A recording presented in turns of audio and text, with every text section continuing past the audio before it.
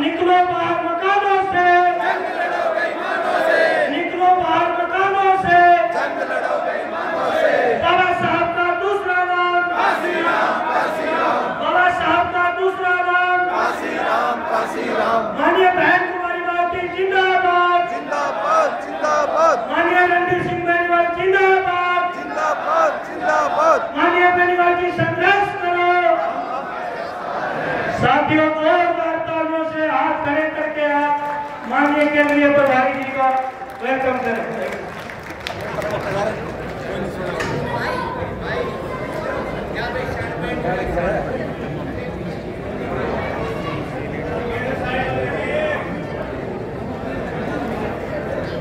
बाबा साहब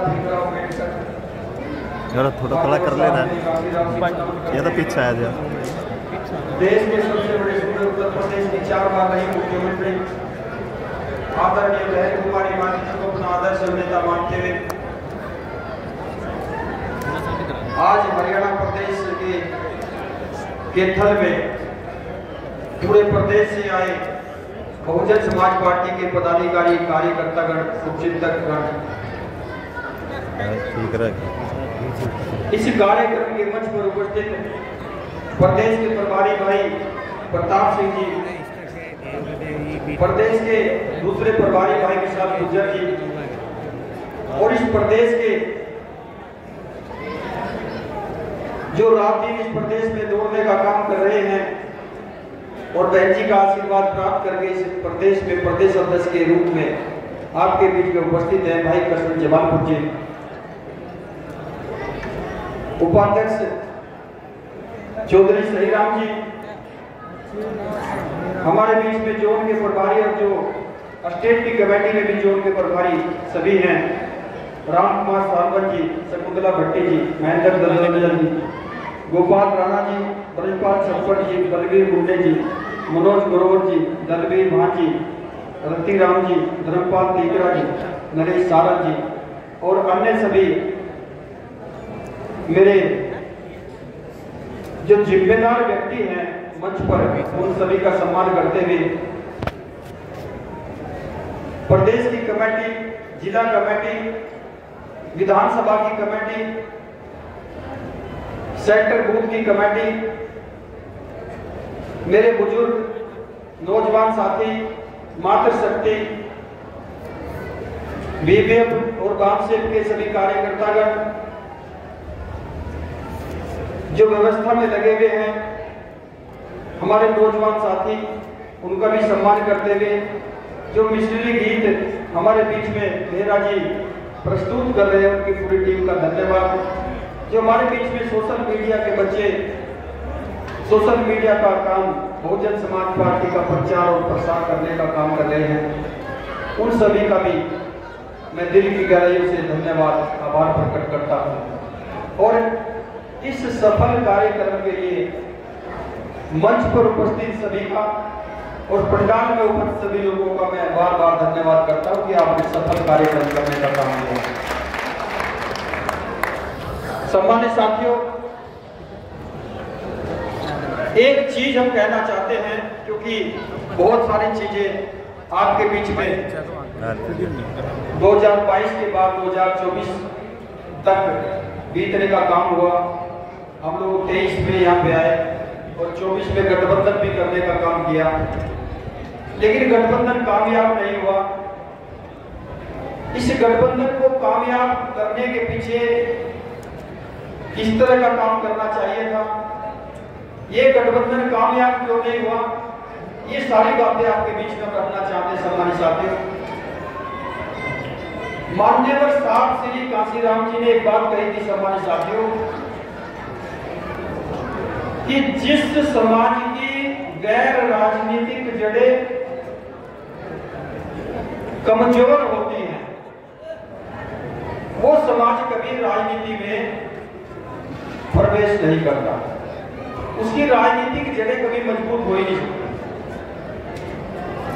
और जब साहब ने अपने समाज की राजनीतिक जड़ों को जो गैर राजनीतिक जड़ें थी, जब साहब ने उनको देखने का काम किया तो साहब को पता चला वो जड़ें ही नहीं थी, जड़ें ही नहीं मिली तो मजबूत कैसे करेंगे। साहब ने सोचा पहले इनकी जड़ें बनानी पड़ेगी, फिर उसको मजबूत करना पड़ेगा, फिर इनको राजनीति में प्रवेश कराना पड़ेगा। तो उसके तहत साहब ने आपके बीच में ढांचा दिया था जो जिला कमेटी, विधानसभा कमेटी और सेक्टर कमेटी का ढांचा। और हम लोग पिछले 2 साल से आपके बीच में बार बार कहते आ रहे हैं कि भाई अपनी सेक्टर कमेटी, बूथ कमेटी बना लो, जिला कमेटी, विधानसभा कमेटी को मजबूत बनाओ। हम ये बात बार बार हर छोटी से मीटिंग, छोटी से छोटी और बड़ी से बड़ी मीटिंग में कहते आ रहे हैं। लेकिन सम्मानित साथियों, आप लोगों को लग रही थी गठबंधन की, कि गठबंधन कर लो जी, गठबंधन कर लो, चारों तरफ से एक ही आवाज की गठबंधन कर लो। भाई गठबंधन ही क्या करेगा जब ढांचा नहीं होगा आपके पास, जब हमारे पास स्ट्रक्चर नहीं होगा। वो महापुरुष जिन्होंने स्ट्रक्चर तैयार किया था उन्होंने कुछ सोच समझ के किया था,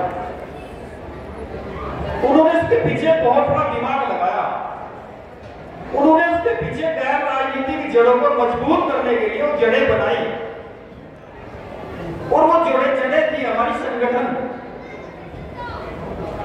और फिर संगठन को मजबूत करना, यानी कि जड़ें बनाना और जड़ों को मजबूत करना, संगठन बनाना। संगठन का मतलब हमारा स्ट्रक्चर, सेक्टर, बूथ कमेटी, जिला कमेटी और विधानसभा की कमेटी, ये हमारा स्ट्रक्चर था। और फिर उसको मजबूत और संगठित करना। और 2 साल से हम लोग सम्मानित साथियों आपके बीच में एक ही बात रख रहे हैं, वो छोटी मीटिंग हो या बड़ी मीटिंग हो, क्योंकि आदरणीय बहन जी का जो निर्देश होता है उसमें हम लोग काम करने का काम करते हैं।